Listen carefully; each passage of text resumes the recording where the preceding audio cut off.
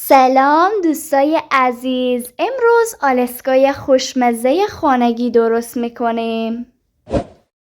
خب آلتومساها خور میرزیم داخل پارچ و بعد او میرزیم داخل اینا و نیاز به سیخ بستنی و ظرف هم داریم و بعد آلتومساها خور میرزیم داخل ظرفا، میذاریم داخل یخچال و باز میبینیم چقدر خوش رنگ و خوشمزه میشه. آلاسکاهای ما آماده شده. آلاسکای یخی خوشمزه در خانه. ببینیم چقدر قشنگ یخ زده. دوستای نازنین، اگه دوست داشتین لایک و سابسکرایب یادتون نره.